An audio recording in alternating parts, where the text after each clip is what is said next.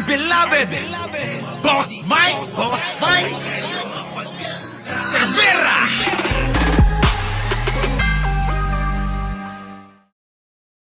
Oo, magandang umaga, magandang hapon at magandang gabi sa amandako ng mundo. Naroon kayo. Siyempre magandang buhay na rin para sa ating lahat.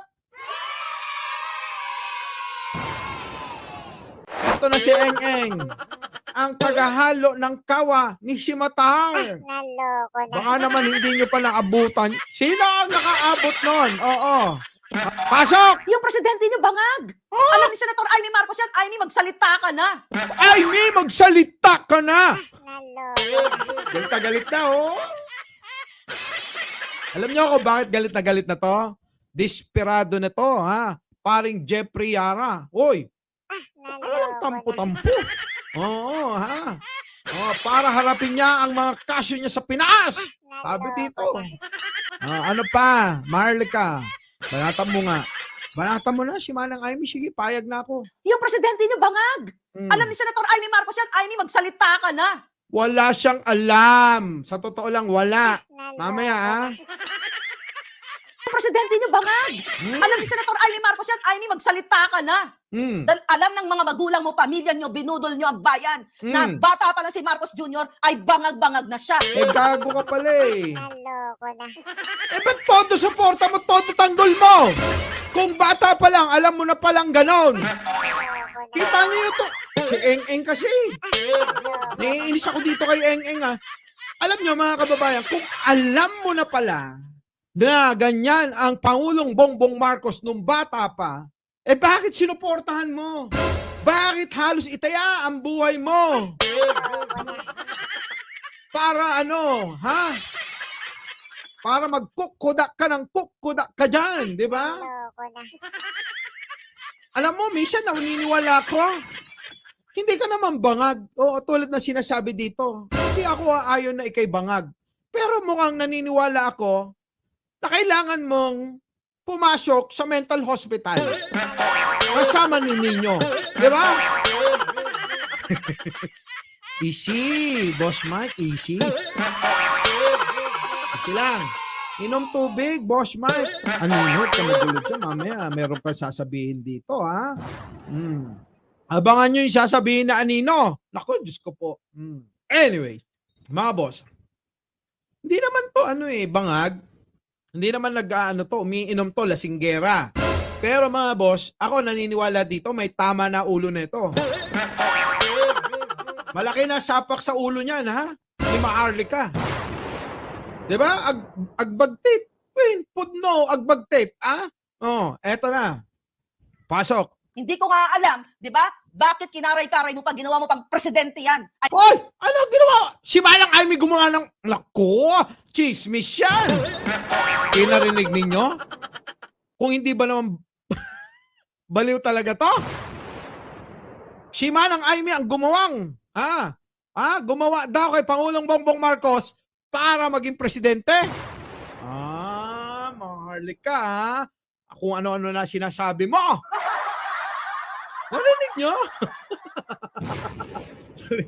Ulitin mo nga, Boss Mike. Baka naman hindi mo lang narinig, ha? Ulit. salita ka na. Dahil alam ng mga magulang mo, pamilya. Alam ni Senator Amy Marcos yan, Amy, magsalita ka na. Dahil alam ng mga magulang mo, pamilya nyo, binudol nyo ang bayan na bata. Anong binudol? Walang nabubudol. Kayo ang mambubudol. Si Marcos Jr. ay bangag-bangag na siya. Hindi ko nga alam, di ba? Bakit kinaray-karay mo pag ginawa mo pang presidente yan? Kita nyo? Narinig nyo? Ginawa nyo na presidente yan. So si Manang Amy ang may kasalanan? Narinig nyo? Naloko na. Ala, yung mga dyan. Yung mga anti-Amy dyan, no? Naloko na. Si Manang Amy pala. Si Manang Amy ko ang gumawa. Siya ang gumawa para maging presidente, yung ading niya. Paano kayo ngayon? Sus, Ginoo. Sabi ko sa inyo si Manang Amy ko, Oh, sabi ni Bukeke, ni Eng, siya ang gumawa, para maging, gumawa siguro ng paraan para maging presidente si Pangulong Bongbong Marcos! Narinig nyo? Bukeke! Naloko na. Pasok! Dahil alam ng mga magulang mo, pamilya nyo, binudol nyo ang bayan na bata pa lang si Marcos Jr. ay bangag-bangag na siya. Hindi Kita nyo, kung bata pa lang, alam mong bangag na bangag. Bakit mo sinuportahan? Bakit halos magpakamatay ka dyan? Ano, ginamit mo lang ba ang mga Marcos? Para sa, sa, pagiging, popularidad mo? Na para maging popular ka sa katangahan mo? Sa bagay, naging epektibo naman. Naging epektibo naman yung mga ginawa ni Eng na pambibira. Kita nyo, dati hindi naman to pinapansin. Diba? Hindi naman to pinapansin. Pero ngayon, kita nyo, pansin na siya kasi nga kung ano-ano na lang ang sinasabi niya. Minsan maiisip ko, alam nyo, abay, pwede ka palang sumikat kapag baliw ka. Naloko na.